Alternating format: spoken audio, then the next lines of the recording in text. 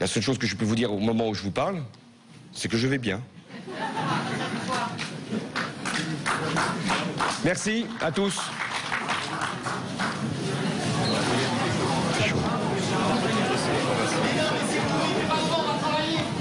Merci. Vous avez donc pu suivre en direct sur BFM TV la présentation du projet présidentiel de François Hollande, un projet chiffré. On va détailler tout ça dans un instant avec vous, Olivier Mazerolle, et avec vous, Nicolas Dose. Alors, Nicolas, on a envie tout de suite, on va pas entrer dans le détail de ces chiffres, il y en a beaucoup, mais il y en a un tout de même. On se pose des questions. Eh bien, François Hollande base tout son projet sur un objectif de croissance entre 1,7 et 2,5%. Voilà. C'est réaliste? Jusqu'à 2,5%. Alors, d'abord, je ne vais pas effectivement vous donner de chiffres parce que je vais vous avouer très franchement que je suis un peu paumé avec la litanie des chiffres. Est-ce que ce sont des chiffres par année, sur l'ensemble du quinquennat? C'est pas évident d'y voir très clair. On va prendre un peu de temps pour éviter de dire n'importe quoi.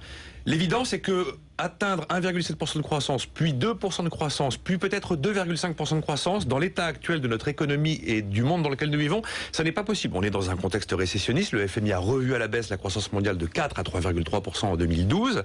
Et la France a une croissance potentielle. Quand je dis croissance potentielle, c'est l'espoir de croissance durablement pour un pays comme le nôtre, avec le niveau de prélèvement que nous avons, le niveau de dépenses que nous avons, le niveau de dette que nous avons, le niveau de déficit que nous avons, qui ne dépasse pas 0,8, 0,9, voire 1%.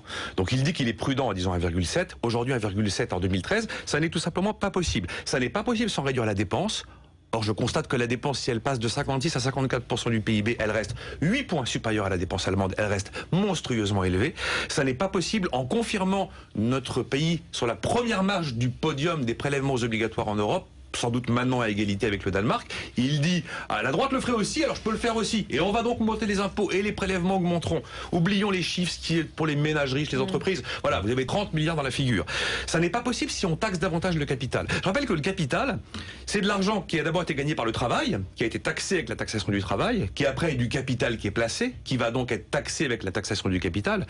Et il veut aligner les taxations capital et taxations travail, donc augmenter la pression fiscale sur le capital. Mais vous ne créez pas de croissance dans un pays si vous n'avez pas de capital. Le capital, c'est la matière première de la croissance. Et là, François Hollande augmente la taxation du capital et il conserve l'État au centre du dispositif. Dans ces conditions-là, avec une croissance potentielle de la France à 1% et un contexte mondial récessionniste, je ne peux pas croire que nous dépasserons 2% de croissance dans 2 ans. Alors, il y a aussi des mesures qui sont un bon signal pour l'emploi? Pour l'emploi, difficile à dire. Peut-être pour les entreprises créatrices d'emplois qui sont les TPE et les PME. Et puis ensuite, les entreprises de taille intermédiaire qui vont jusqu'à 5000 salariés. Il y a une dynamique de vouloir aider ce secteur créateur d'emplois véritablement. Le problème, c'est qu'il nous propose un nouvel impôt sur les sociétés à géométrie variable. Vous aurez l'impôt à 15% pour les TPE, les PME, l'impôt à 30% pour les ETI, entreprises de taille intermédiaire, et l'impôt à 35% pour les grands groupes.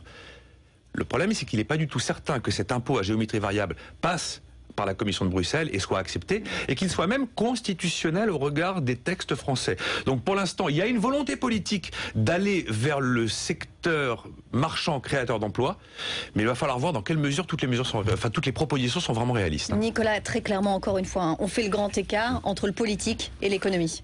C'est toujours pareil. Si vous voulez, la politique, c'est l'art de ce qui se voit. Alors qu'on sait que l'économie, c'est la science de ce qui ne se voit pas. Et j'ai relevé quelques détails. Par exemple, le logement.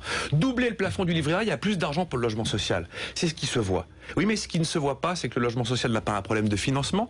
Il a un problème de foncier, d'accès au terrain, et les maires ne veulent pas construire. Autre exemple. J'encadre les loyers. C'est ce qui se voit. Oui, mais ce qui ne se voit pas, c'est que si j'encadre les loyers, je vais peut-être sécuriser la situation des gens qui sont actuellement logés, mais je vais considérablement compliquer la situation des gens qui cherchent à se loger. Encore un exemple sur la fiscalité. Je vais aligner la fiscalité du capital sur le travail. J'en ai parlé, c'est ce qui se voit. Ah, ça a l'air d'être une mesure de justice. Seulement le capital, je vais le raréfier, et sans capital, je n'aurai pas de croissance. Je vais taxer plus les gérants du CAC 40, c'est ce qui se voit. Or, ce qui ne se voit pas, c'est que la plupart de ces entreprises ne gagnent plus du tout d'argent sur notre territoire.